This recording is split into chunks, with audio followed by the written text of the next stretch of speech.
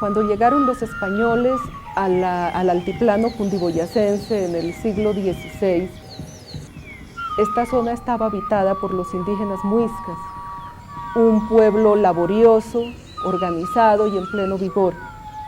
Pero los procesos de conquista y colonización trajeron para los muiscas el caos, la dominación, robo, asesinato, mestizaje y extinción finalmente. Colón vivió en una época en que Europa estaba cambiando.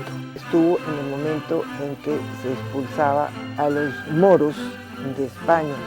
Estuvo en el momento en que había conflictos con las diferentes religiones y las gentes querían buscar tierras hacia dónde irse, hacia dónde escapar, porque en Europa había muchos problemas, había problemas económicos, había, como les digo, problemas religiosos, había problemas de todo tipo, mucha intransigencia, muchas guerras.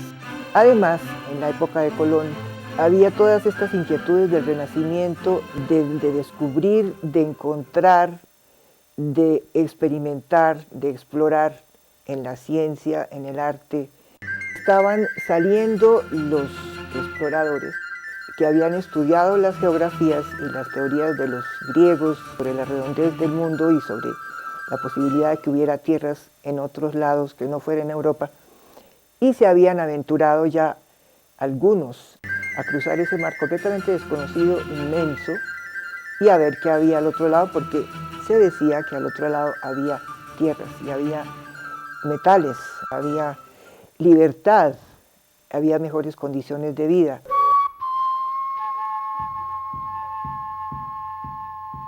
La llegada de los españoles al altiplano cundiboyacense trató de ser interpretada por los indígenas en términos de su propia cultura. ¿Qué quiere decir esto? Esto quiere decir que los especialistas religiosos muiscas, como especialistas que se supone debían manejar toda la información sobre el cosmos, trataron de hacer entendible y explicable la llegada de los conquistadores. Trataron de decir en un lenguaje llano, nosotros ya lo sabíamos. Incluso trataron de presentar la llegada de los españoles como un castigo por la desobediencia que habían tenido algunos indígenas de algunas pautas culturales y religiosas de los muiscas.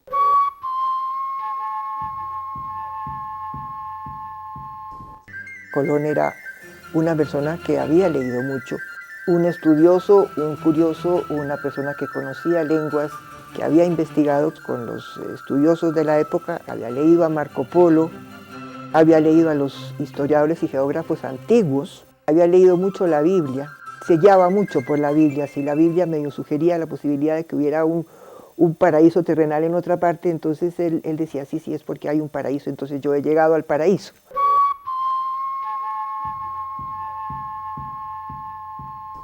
La España que conquistó América era en el panorama europeo una sociedad todavía muy feudal.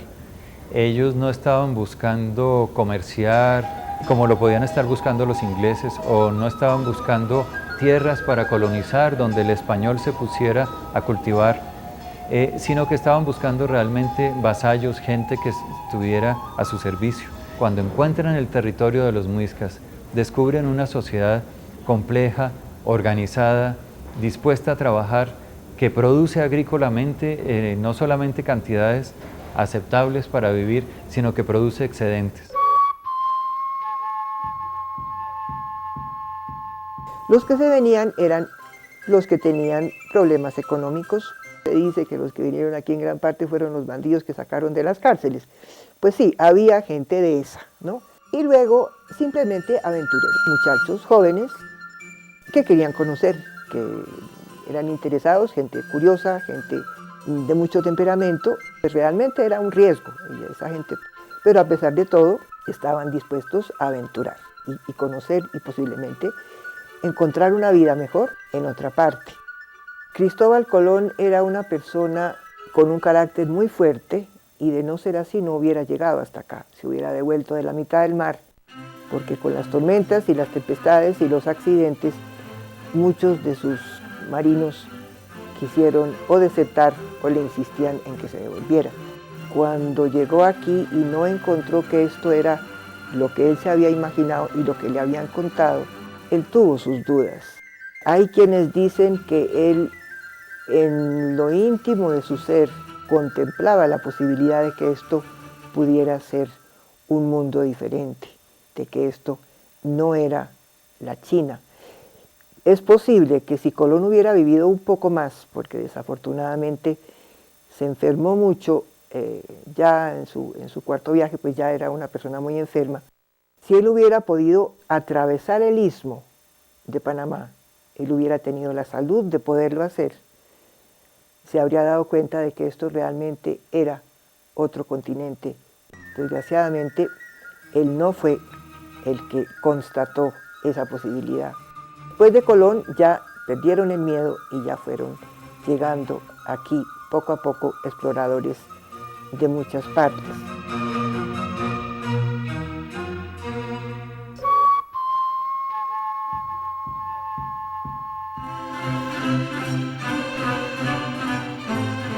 Los conquistadores, aparte de los permisos de la corona, incluían a personas que debían financiarse a sí mismas la expedición de conquista.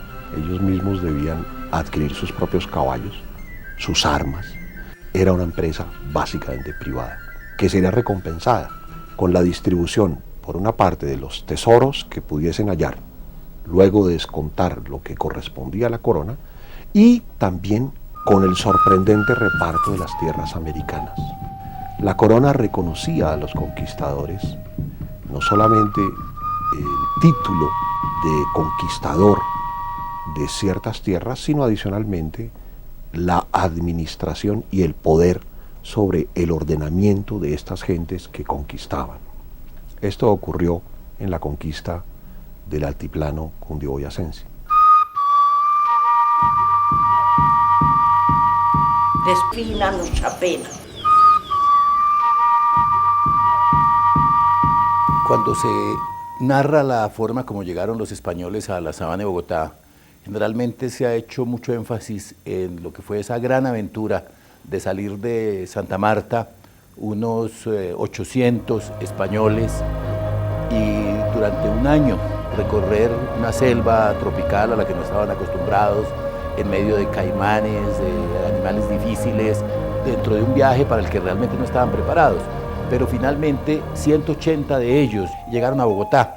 Es fácil imaginarse la sorpresa, el agrado de los españoles al encontrar una llanura que les recordaba las llanuras europeas, y una llanura llena de pequeños pueblos de indígenas, de muchos bohíos, de muchos habitantes. Era una llanura muy rica, llena de plantaciones, llena de maíz, de papa. Más que una llanura con selva, era una llanura con sabana y con mucha agua, con mucho lago, con mucha inundación, logrando lo que siempre buscaban los españoles en esa época: encontrar pueblos indígenas a los que se les pudiera sacar de alguna manera el oro que habían acumulado. Y estos indios de acá tenían oro. Quesada inició una actividad recorriendo toda la zona de los Chibchas, toda la sabana de Bogotá, Tunja, Sogamoso, jugando con las rivalidades entre los indígenas, apoyándose en el hecho de que los indios estaban desconcertados con estos españoles que venían con los animales desconocidos, los caballos, que tenían armas, que mataban a distancia, de tal manera que aunque hubo varias peleas, varias escaramuzas y muchos indios murieron en los primeros enfrentamientos, generalmente los indios se sometieron, los indios trataron de evitar una confrontación muy abierta. En ese año los españoles lograron establecer el dominio básico sobre los indígenas. La conquista de América fue un evento realmente muy dramático que vive en nuestro pasado reciente. 500 años no es mucho tiempo para la historia de Colombia. Los continentes de América y del Viejo Mundo hacía muchos miles de años que no estaban en relación, y las culturas habían evolucionado hacia dos formas de ser, ambas razonables y correctas, pero diferentes entre ellas. Como los europeos y los españoles en nuestro caso tenían la creencia de que su cultura era superior y que ellos se daban el derecho de cambiarle la cultura a los indígenas de América, esto fue algo supremamente duro y doloroso para los indígenas americanos, en lo que más debieron sufrir fue en el cambio cultural. Esto no se ha evaluado lo suficiente, pero ser muisca o ser español era algo radicalmente distinto.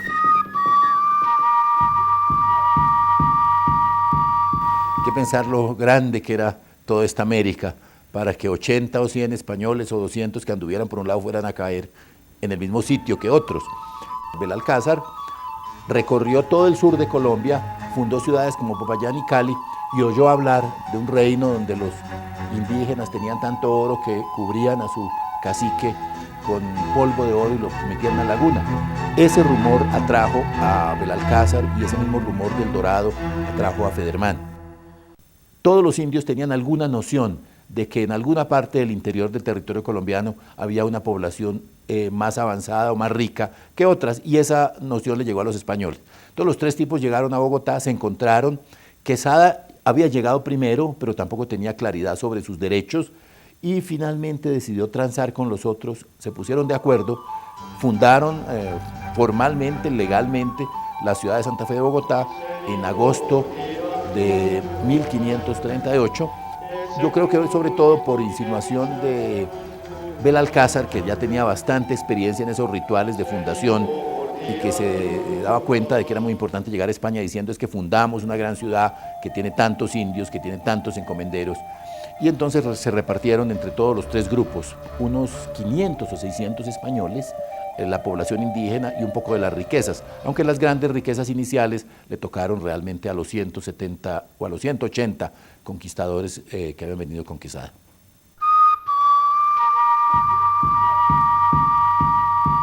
Bogotá se fundó en la sabana de Bogotá debido a que aquí encontró Gonzalo Jiménez de Quesada una sociedad compleja que podía trabajar para los españoles, que se podía ser puesta a pagar un tributo, cosa que no sucedía en otras muchas regiones, donde las comunidades no estaban acostumbradas a trabajar de esta forma y con esta fuerza para un cacique. Entonces los españoles no podían haber fundado Bogotá en el Golfo de Urabá o en otras regiones donde intentaron. La sociedad que realmente se iba a volver fuerte, agricultora, ganadera, era la que se fundara aquí en el territorio de los muiscas, a pesar de el hecho absurdo de tener que sacar los productos o las riquezas hacia España, bajándolas a lomo de indio hasta el río Magdalena, luego en canoas por el río y luego ahí sí en puertos como el de Cartagena o Santa Marta, en barcos hacia la metrópoli.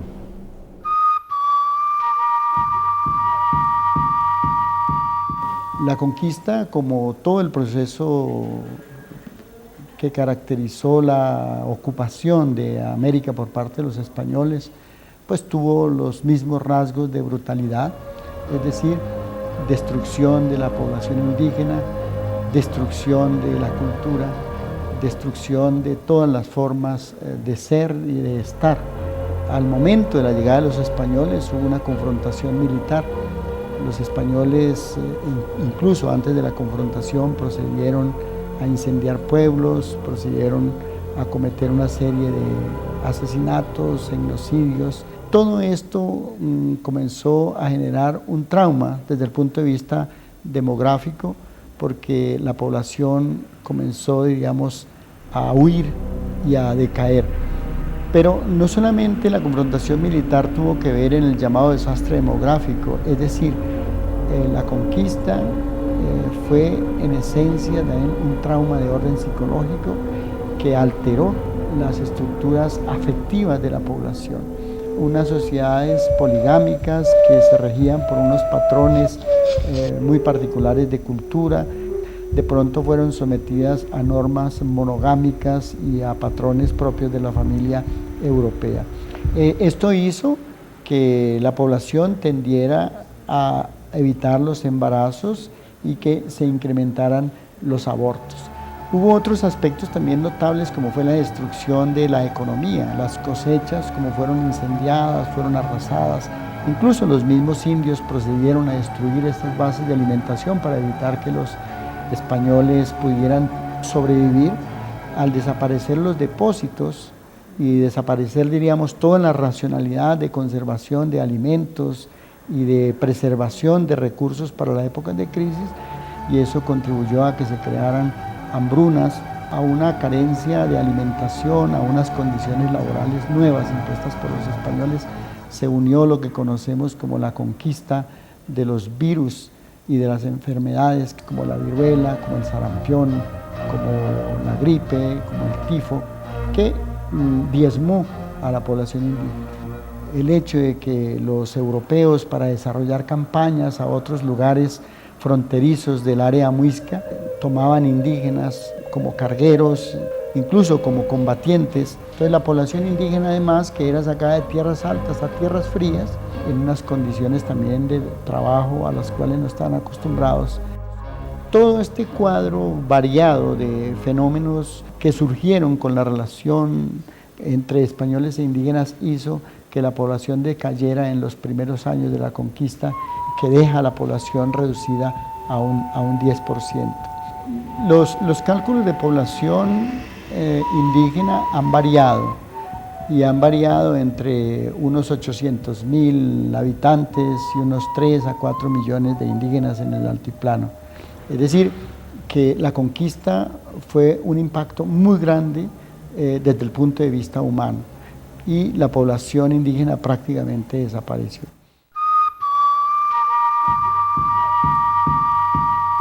Uno de los incidentes más importantes del proceso por el cual los españoles logran la dominación es, por supuesto, la sustitución y la destrucción de las autoridades propias de los indígenas, los caciques. El cacique Tisquesusa entró en relaciones con los españoles, hubo algunos enfrentamientos, pero finalmente aparecía como que estuviera dispuesto a colaborar. Sin embargo, los españoles estaban presionando para obtener cantidades de oro que Tisquesusa no estaba en condiciones de dar o no quería dar, y le hicieron un juicio acusándolo de esconder el tesoro indígena. Los españoles lo acusaban de que no les quería regalar lo que era de él, y lo hicieron en un proceso legal, en un proceso lleno de todos los rituales jurídicos, con defensores que por supuesto no lo defendían, con acusadores, con jueces. Tisquesusa fue tomado como rehén por los españoles y Gonzalo Jiménez de Quesada le exigió que entregara su tesoro para las arcas reales. Resulta que los caciques no tenían tesoro. Los reyes de Europa tenían esa costumbre de atesorar cosas, pero los caciques en América no. Cuando el cacique llena un bohío a lo largo de varios días con tesoros, y cuando los españoles abren ese bohío, nos consta por documentos coloniales que trabajó el historiador Juan Fride, que hubo una gran decepción de la parte de los españoles. Ellos encontraron, por ejemplo, piedras iridiscentes, especies de cuarzos, que para el cacique eran gran riqueza, eran elementos sagrados, y para los españoles eran simples piedras. Ellos querían solamente objetos de oro y esmeraldas. Entonces, este fracaso de entendimiento sobre lo que significa la palabra riqueza llevó a la tortura y muerte del último de los Zipas. Lo tortura quemándole los pies en una fogata. El cacique quedó inutilizado y murió a los pocos días.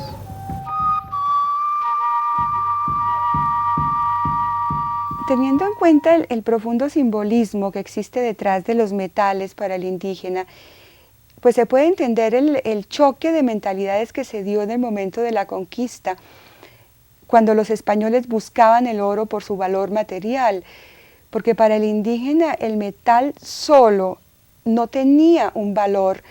Existía ese simbolismo de los metales, pero realmente adquirían su valor al ser transformados en un objeto determinado por el orfebre, en una ofrenda con determinada representación.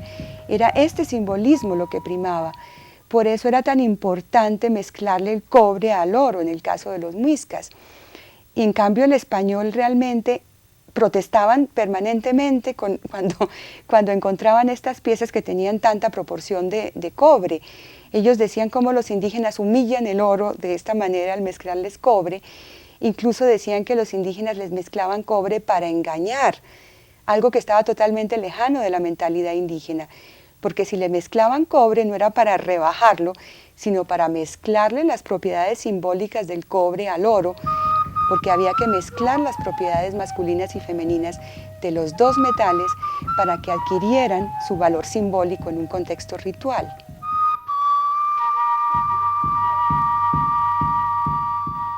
Un nuevo cacique tomó el mando de la resistencia de los indígenas de la sabana, de nombre Sahipa.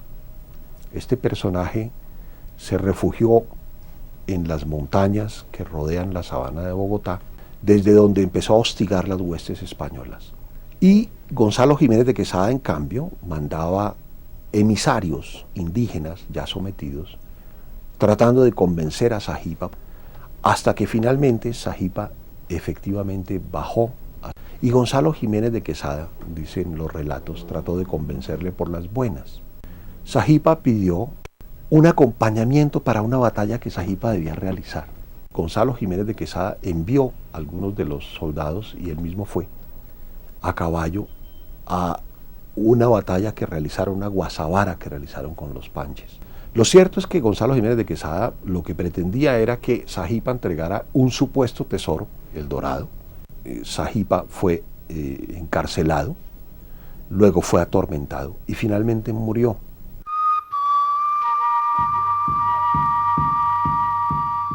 Cuando llegaron los españoles, lo que se impuso fue el rescate, es decir, los españoles llegaban y entraban a una zona y rescataban oro o rescataban metales, incluso vestidos y alimentos que ellos luego vendían. Esto en realidad era un saqueo.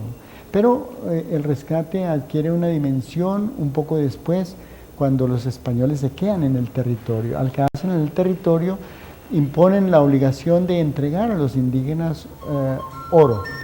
Iban a las comunidades y pedían anualmente o pedían semestralmente un tributo en oro que ellos llamaban, diríamos, como el rescate.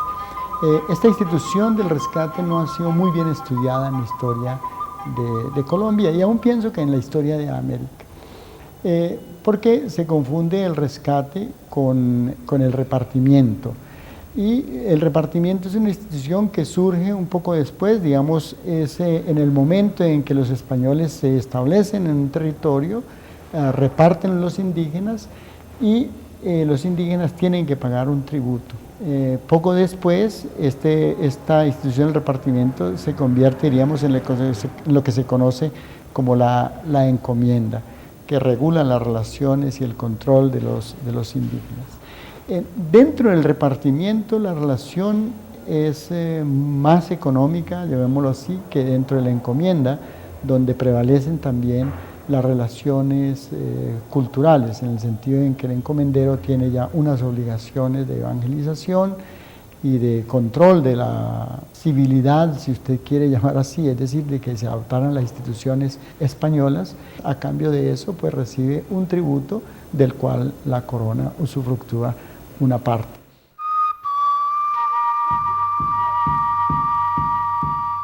Ideológicamente, para poder argumentar el sometimiento de los indígenas, 3 argumentos fueron importantes. En primer lugar, el que eran salvajes, que no tenían organización ninguna. Cuando tenían algún tipo de organización, al contrario, los españoles argumentaron la tiranía del sometimiento de las gentes a un personaje que había usurpado el poder. Un segundo argumento se refería a las prácticas sociales, que los indígenas eran incestuosos, que cometían estupros, que cometían todas las aberraciones que estaban prohibidas según el orden de organización familiar y social que había en ese momento en Europa. Y el tercer argumento, bastante poderoso, será el paganismo y la idolatría, es decir, la creencia en ídolos y el culto a seres que consideraban eran paganos, idolátricos y por otra parte herejes.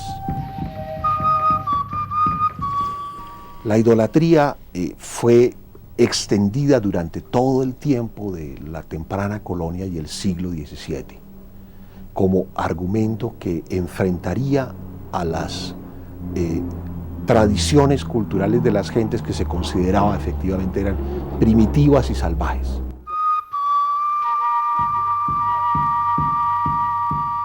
Los indígenas fueron obligados a aceptar la religión cristiana, y para eso fue necesario destruirles sus lugares, sus espacios en donde ellos celebraban sus ritos, y esos templos entonces fueron trasladados a sus casas. Y cuando los españoles comprendieron que los indígenas seguían manteniendo su mundo de rituales y creencias, se iniciaban procesos que procedían a colgar a los indios de los brazos, a someterlos a levantamientos, amarrados por atrás, colgados, y forzarlos, diríamos, a que denunciaran los lugares donde estaban esos centros rituales. Hasta que, a mí me parece muy importante, hubo una retirada de esa resistencia a niveles del inconsciente, del recuerdo y la memoria. Y los indígenas mantuvieron de una manera callada y casi silenciosa y en su vida cotidiana, en muchos pueblos del altiplano siguen existiendo cultos, sacerdotes, y en el siglo XVIII toda esta parafernalia se retira al mundo de lo que nosotros conocemos, o los españoles conocieron como la brujería, la yerbatería y una serie de rituales que los indígenas practicaron como mecanismos de defensa. Hay un vínculo y hay un eje que articula, diríamos, las formas de resistir, las formas de atenuar la presión que la Iglesia mantuvo sobre el mundo de los indígenas. La lengua muisca tuvo una época de oro realmente, y fue a partir de 1580 cuando se llevó a cabo la política de las lenguas generales, es decir, que se elegía una lengua en la cual debía de evangelizarse. Para esta zona de la Nueva Granada, la lengua que se eligió como lengua general fue la lengua muisca. Entonces, gracias a esto, los curas doctrineros y las autoridades civiles debían conocer la lengua que hablaban los muiscas. Entonces, florecieron los estudios, se hicieron gramáticas, se hicieron diccionarios, se tradujeron las oraciones, los catecismos, los confesionarios, es decir, todo ese material necesario para enseñar la doctrina cristiana al indígena.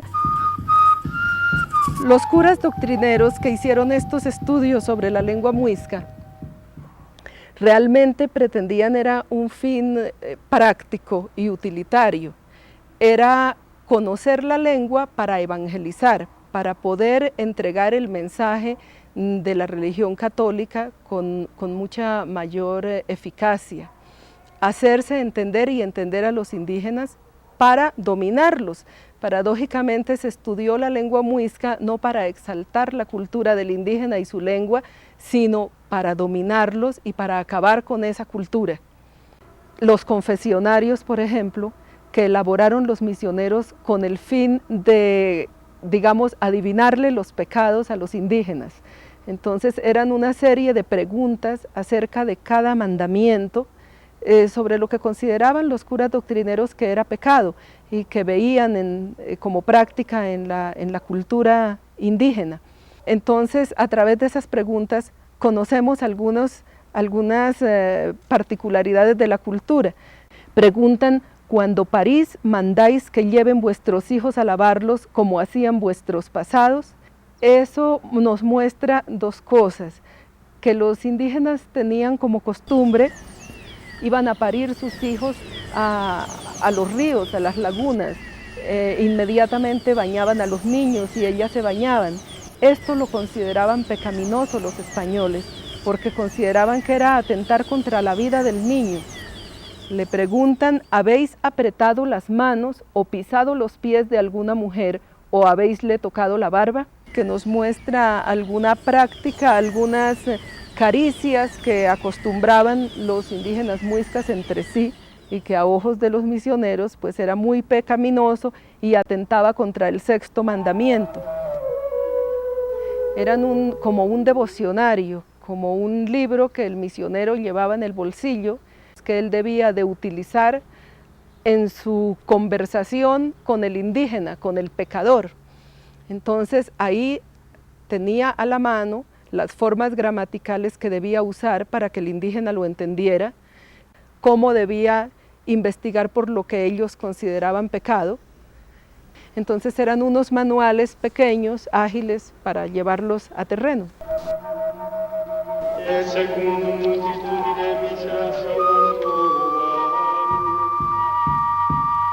Como eterna lucha entre el bien y el mal, tanto Dios como el demonio debían aparecer de alguna manera en América. Si uno mira las primeras referencias de los españoles sobre la religión indígena, realmente no se percibe la presencia de Dios como tampoco se percibe la presencia del demonio. Sin embargo, a medida que avanza la conquista y a medida que la ideología indígena se vuelve un instrumento de resistencia, los españoles empiezan a encontrar permanentes referencias al demonio. Y de hecho, ya para mediados y finales del siglo XVI, casi toda la ideología indígena se asocia, o por lo menos aquella parte de la ideología indígena que se oponía a la conquista española, se asocia con la presencia del demonio. Los especialistas religiosos empiezan a asociar como instrumentos del demonio las prácticas de consumo de drogas narcóticas, de sacrificios. Se empiezan a interpretar como influencia del demonio, desde luego a medida que se sugiere que el demonio es quien está detrás de las actividades indígenas, pues estas actividades indígenas empiezan a ser no solamente criticadas, sino también atacadas y censuradas de la manera más brutal.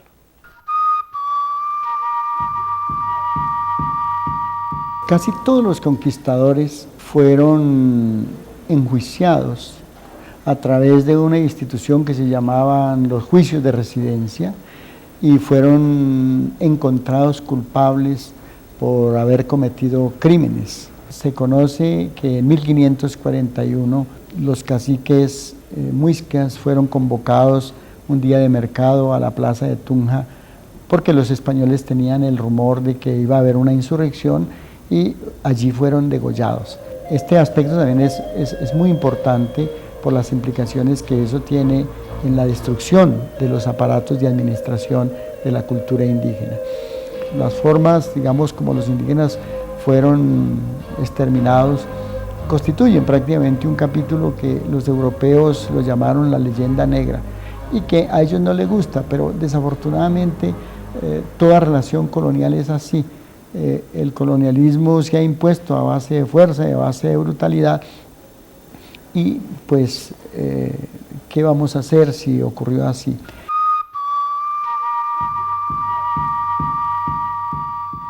Un enviado de la Orden de los Dominicos, Jerónimo de San Miguel, relataba lo siguiente de qué era lo que había encontrado, contándoselo a la corona. Voy a leerlo para escuchar sus propias palabras de este sacerdote. Dice: no haría yo lo que debo ni cumpliría con lo que a mi conciencia conviene, si no diese cuenta a vuestra Real Alteza de lo que toca a los tratamientos de los naturales. Y primeramente quiero decir que en este reino, aunque es poca tierra, se han hecho tantas y tan grandes crueldades que si yo no las supiera de raíz y tan verazmente, no pudiera creer que en corazón cristiano cupieran tan crueles y fieras inhumanidades, porque no hay tormento tan cruel, ni pena tan horrible, que de estos muy servidores de vuestra Alteza se precian, no hayan experimentado en estos tristes y pobrecitos naturales, porque unos los han quemado vivos, otros los han con muy grande crueldad cortado las manos, las narices, lenguas y otros miembros, otros en cierto haber ahorcado gran número de ellos, así hombres como mujeres, otros se dice que han aperreado indios y destetado mujeres y hecho otras crueldades que en solo pensarlos tiemblan las carnes a los que los cristianos tienen.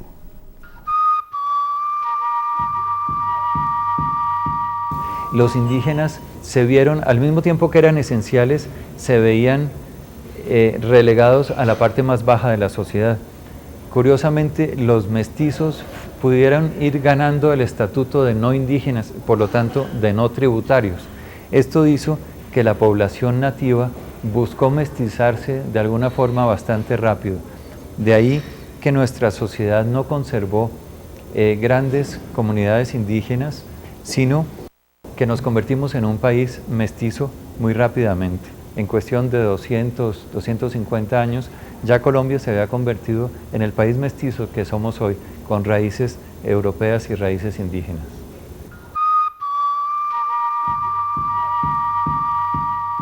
La historia de estos dos caciques es muy interesante por varios aspectos. No solamente porque se trata de dos famosos caciques pertenecientes a la primera generación de mestizos cuyos padres son españoles y sus madres son indígenas, don Diego de Torres, cacique de Uturmequé, y don Alonso de Silva, caciques de Tibasosa, que se encargaron de preparar unos documentos conocidos con el nombre de Memoriales de Agravios. Contenían denuncias muy graves acerca del tratamiento que recibían los indígenas por parte de los encomenderos, a los abusos a que eran sometidos en el trabajo, especialmente en los servicios personales, a los excesos en los tributos, la mala administración de justicia. Se trata de planteamientos muy densos, muy importantes, donde los indígenas reclaman el buen tratamiento a los indios, su condición de iguales con los españoles. Ya están planteando entonces principios fundamentales que luego van a ser objeto de muchos debates en la propia Europa, como la libertad y la igualdad. Luego de 1540, cuando fue la última gran sublevación indígena, la corona dio la orden de congregación de indios en pueblos, que los indígenas fueran reorganizados, sus viviendas en poblados construidos de acuerdo con las leyes de Indias, con las leyes que se habían establecido para las Indias. En el centro debía estar la plaza, frente a la cual debía estar la iglesia, alrededor las casas de del cacique y de los principales, y la casa del cabildo y de la cárcel. Y la población debería estar ordenada por parentelas, ¿no? En cada barrio debería haber una parentela. Aunque aparentemente es un esquema muy sencillo, lo que podemos ver es que se reorganizó la población dándole unos valores. En el centro del poblado está Dios y está el poder de la corona, están los principales, y en los bordes está el común, estableciendo unos valores y unas jerarquías para la población. De luego, este reordenamiento del espacio provocó desagrado, malestar entre la población indígena, quienes en 1561, liderados por los caciques de Bogotá, de Zipacón y Tabio, planeaban quemar esos pueblos y retornar a sus antiguos asentamientos. Siempre hubo resistencia, los indígenas trataban de vivir muchas veces alrededor de los pueblos y no en los pueblos en sí mismos, pero los pueblos fueron adquiriendo con el tiempo una importancia y un valor que han hecho que los actuales municipios sean un poco un mantenimiento, una conservación de esos primeros asentamientos establecidos luego de la conquista. Alrededor de 30 años después de haberse hecho las congregaciones, se establecieron los resguardos. La idea de los resguardos era que los indígenas tuvieran sus cultivos y sus ganados en sitios específicos alrededor de los pueblos y no como antes que podían tenerlos en cualquier parte. Lo que se hizo fue otorgar tierras alrededor de los pueblos o limitar más bien las tierras de los indígenas alrededor de los pueblos y dejar el resto de las tierras que quedaban así libres para ser compuestas o vendidas por la corona. Solamente había 3 ciudades y villas, 2 ciudades que eran Santa Fe y Tunja y la otra era Villa de Leyva. Esos asentamientos eran los que han sido creados para congregar o reunir fundamentalmente a la población española.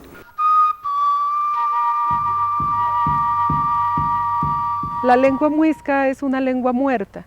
Esto significa que ha dejado de hablarse.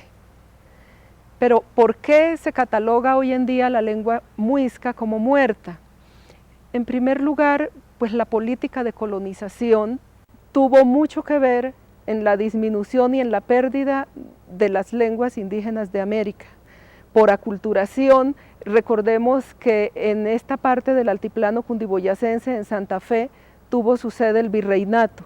Entonces la culturización española fue mucho más fuerte, por lo tanto la lengua muisca fue disminuyendo, fue perdiendo su vigor y dejándose de hablar paulatinamente.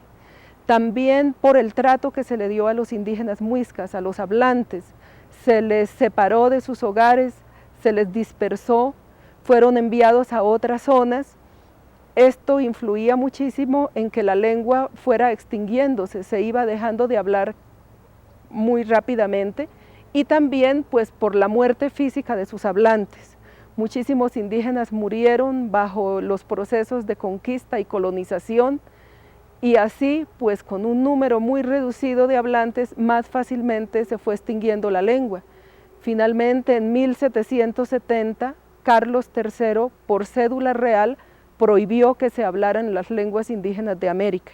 Aunque algunas personas dicen que para esta fecha ya el muisca estaba casi extinguido, hay testimonios de que siglos más adelante todavía se hablaba muisca en algunas regiones apartadas, pero como sucede hoy en día, los indígenas siempre han guardado su lengua para la familia, los hogares indígenas donde tal vez se hablara entre padres e hijos.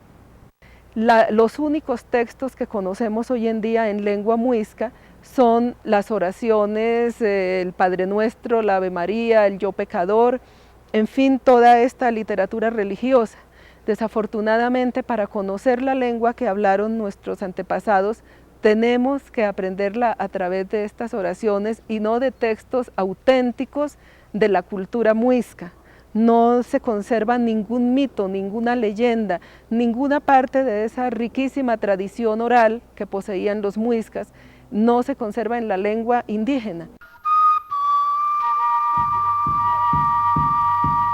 Uno de los hechos más importantes de la historia social de Hispanoamérica fue el proceso de mestizaje, que fue la mezcla, la fusión de muchas culturas europeas, fundamentalmente españolas, africanas de casi todo el continente y nativas de América.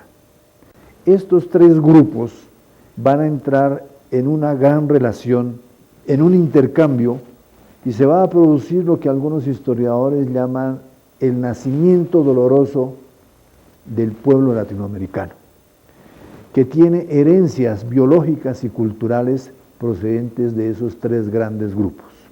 Por fuerza de la dominación y la conquista, estos tres grandes grupos entraron en relación, si bien dentro de un proceso duro, doloroso y de conflicto, pero finalmente se mezclaron. En el territorio muisca se dio este fenómeno con mayor intensidad, especialmente la mezcla entre españoles e indígenas. El proceso de mestizaje se dio, desde luego, dentro de unas manifestaciones contradictorias. En unas ocasiones la población blanca, prepotente y abusando de su poder y su condición de conquistadora, abusaba de la población indígena. En otras ocasiones la población indígena lograba entendimientos con la población blanca. Las indígenas buscaron la comprensión y una relación amorosa con los blancos, y en otras ocasiones, como los blancos, que fueron las mayoritarias, abusaron sexualmente de las indígenas. Sin duda, lo que predominó fue el abuso, el exceso por parte de los conquistadores hacia la población indígena, pero también se dieron, insisto, casos de amor de indígenas hacia blancos, de negras hacia blancos, de negros hacia indígenas, y las mezclas de diversa naturaleza que se presentaron en esa dinámica de la sociedad colonial. Pues el mestizo fue identificado como la hez de la sociedad colonial, perseguido por la sociedad de los blancos, y no encajaba dentro de ninguna de las dos repúblicas, la República de los Españoles y la República de los Indios, y vivieron en permanente conflicto con unos y con otros. En algunas ocasiones los mestizos reivindicaban la tradición y la cultura de sus madres, las indígenas. En otras ocasiones reivindicaban y aspiraban a participar en la cultura de sus padres, los blancos. Y siempre vivió en una ambivalencia, en un conflicto y en una gran dualidad. El conflicto de la sociedad y del hombre latinoamericano, que como una especie de movimiento pendular, unas veces reivindica las herencias culturales y biológicas de la población indígena y otras veces reivindica las herencias y las tradiciones de la cultura europea.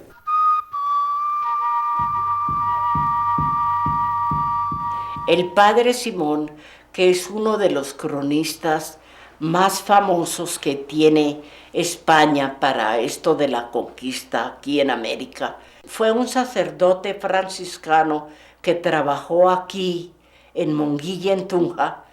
El padre Simón escribe: el indio no mentía, el indio no robaba, el indio no era amigo de hacerle trampas ni engaños a nadie, puro de costumbres, amaba el aseo, la limpieza, el orden, la pureza de alma y cuerpo, inteligente, laborioso, trabajador, diligente, artista, hacedor de arte y de belleza. Y añade el padre Simón, pero aprendió del español a ser puerco, mentiroso, ladrón, tramposo y violento. Ese es pues el origen de la violencia que tanto buscan hoy en día las personas para saber por qué Colombia vive la violencia que estamos viviendo.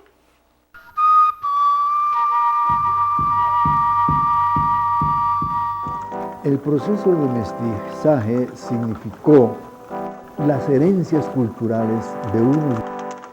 Los españoles aportaron desde luego elementos del derecho, elementos de la filosofía, elementos del pensamiento europeo, y los indígenas igualmente hicieron aportes fundamentales de su propia cultura.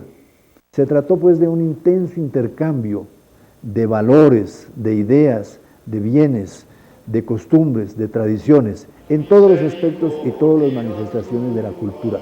Trátese de la vivienda, trátese del vestido, trátese del alimento de los animales, de las ideas y de los valores. Es la simbiosis, es la mezcla, es la resultante de esas fuerzas profundas de los ríos y las culturas diversas que se entremezclan en el ámbito latinoamericano y muy en particular, como hemos dicho, en el caso de la Nueva Granada o de la actual Colombia.